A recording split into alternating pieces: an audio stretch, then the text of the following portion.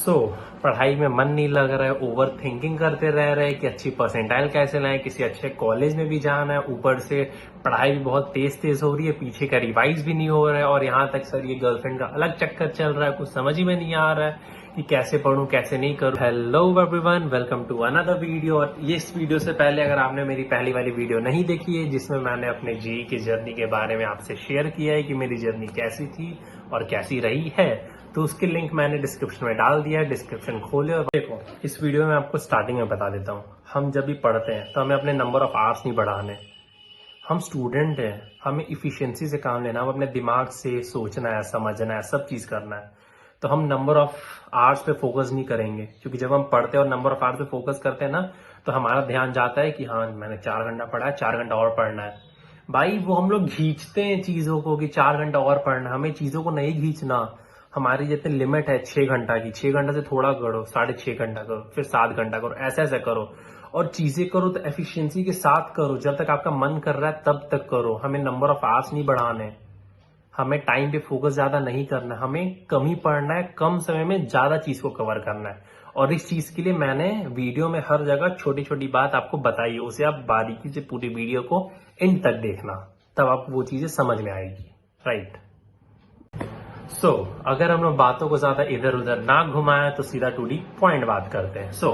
आप लोग में से बहुतों को पता है कि आप लोग अपनी पूरी फुल एफिशिएंसी पढ़ाई नहीं कर रहे हो। अगर आप अपनी फुल एफिशिएंसी से पढ़ाई करोगे तो आप लोग बहुत अच्छा स्कोर कर सकते हो। आप लोग सबको ये बात पता है, आप लोग को पता है कि आप 50% एफिशिएंसी से वर्क कर रहे हो, आप 40% एफिशिएंसी वर्क कर रहे हो, और द ओनली रीजन कि आप अच्छा परफॉर्म नहीं कर पा रहे हो जस्ट बिकॉज क्योंकि आपकी एफिशिएंसी लो है। सबसे पहले हमें इस पूरे वीडियो में ये देखना है और हमें इसका आंसर निकालना है कि हमारी एफिशिएंसी 80 to 90% इंक्रीज कैसे होगी। तो अब बात करते हैं कि हम अपनी एफिशिएंसी को कैसे बढ़ाएंगे। सबसे मेन और बड़ा मुद्दा जिसका हल हम निकालेंगे।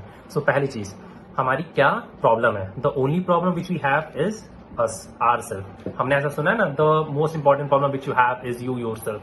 हम लोग ऐसा क्यों कहते हैं? बिकॉज हम ही हैं या फिर आप ही हैं जो अपने बारे में हमेशा ओवरथिंक करते रहते हो, खुद ही डिस्ट्रैक्ट होते हो, बैड हैबिट्स में इन्वॉल्व होते हो, बैड ग्रुप्स, बैड कंपनी से जुड़े हुए रहते हो, जिसके अलावा आप पढ़ाई नहीं कर पाते हो। So the only problem which we have is us or you yourself. और अगर कभी भी एक छोटी सी, अगर आपको कभी भी एक परेशानी भी आया ना, एक छोटा सा कंसेप्ट भी अगर आपको मिस हो रहा हो ना, तो आप उसको कभी छोड़ो मत। क्योंकि जब आप एक बड़ा सा क्वेश्चन सॉल्व करोगे ना, जिस समय आप पूरे पढ़ाई के लास्ट में पहुंच जाओगे, तो आपको दिखेगा कि एक बड़े से क्वेश्चन में छोटे छोटे 3-4 क्वेश्चन छुपे हुए होते हैं, अच्छे अच्छे टाइप के 3-4 क्वेश्चन जो मेंस के लेवल के होते हैं, उससे भी नीचे सॉल्व करते हैं। हम लोग सारे क्वेश्चन सॉल्व कर लेते हैं, 4-5 अटक जाते हैं। सपोज उस क्वेश्चन में एक ऐसा 4 क्वेश्चन था, उस बड़े वाले क्वेश्चन में 4 सब छोटे छोटे क्वेश्चन थे जो आपको ये स्टेयर्स वाइज सॉल्व करने थे। आपने 3 कर लिया, लास्ट वाला आप नहीं सॉल्व कर पाए। क्यों?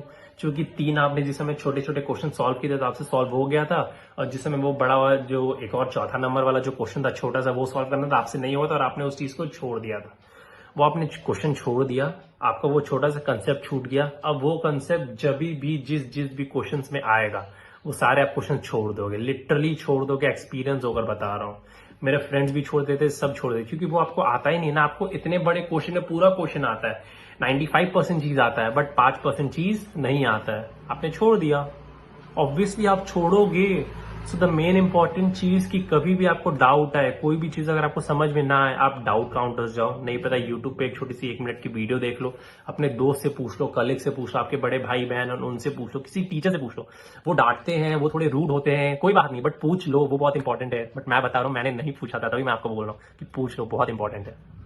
और जब आप पढ़ते हो तो उसमें आप एक गोल सेट करके पढ़ो। अब अपना गोल सेट कर लो कि आपको ये चैप्टर कंप्लीट करना है या फिर इस चैप्टर का इस टॉपिक तक कंप्लीट करना है, और आप उससे पहले अपना चेयर छोड़ो मत, लिटरली अपना चेयर मत छोड़ो। क्योंकि जब अगर हम एक चीजों पे अड़ जाते हैं ना, हमारी एक हैबिट बन जाती है ना कि हम पहले इन चीजों को करेंगे, इसके बाद ही हम उठेंगे अपने चेयर से, तो वो चीजें होती है। लिटरली बात सुनो, ये चीजें होती है, उसको याद करो, इंपॉर्टेंट होता है। क्योंकि बहुत सारे जी एडवांस क्वेश्चन है ना, डेरिवेशन से क्वेश्चन में काम आता है, सीधा फॉर्मुला से बनता नहीं है। मेन से क्वेश्चन तो जनरली फॉर्मुला से बन जाते हैं, बहुत सारे नहीं बनते, लेकिन डेरिवेशन मस्ट होता है और वो पता भी होना चाहिए।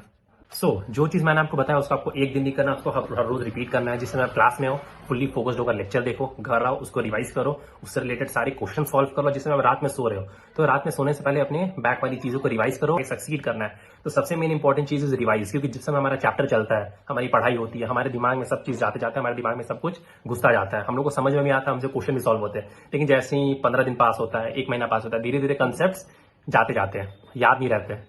तब उसको इस केस में क्या करें, अब उस केस में आपको क्यों याद होगा, क्योंकि आप अपने कंसेप्ट को दोबारा रिवाइज करोगे। आप जब रिवाइज करोगे, दोबारा क्वेश्चंस देखोगे, तो आपको वो चीजें याद रहेंगी, आपके दिमाग में रहेंगी। और यही चीज आपको हर एक हफ्ते में ऐसा करना है, अपने पुराने वाले कंसेप्ट को हमेशा रिवाइज करना, नहीं तो आप चीजों को भूलते जाओगे। ये बहुत इंपॉर्टेंट है। सो चीजें बहुत सिंपल होती है, उनको करेंगे कि आपको उसको रेपिटेटिवली करना पड़ेगा, उसको हर रोज दोहराना होगा, और रिवीजन इज मस्ट। एक शॉर्ट नोट्स बनाओ, अपने दीवार पे साटो, सोने से पहले उसके देखो और उठने के बाद उसको देखो, क्योंकि जब आप सोने से पहले उसको देखते हो तो वो आपके सबकॉन्शियस माइंड में चलता रहता है, और जब आप उठने के बाद देखते हो और जब आप उसको देखते हो तो वो आपके कॉन्शियस माइंड में भी आ जाता है, और वो चीज आपके ब्रेन में चलने लगती है, तो वो आपके ब्रेन में याद हो जाता है। तो वो बहुत इंपॉर्टेंट है।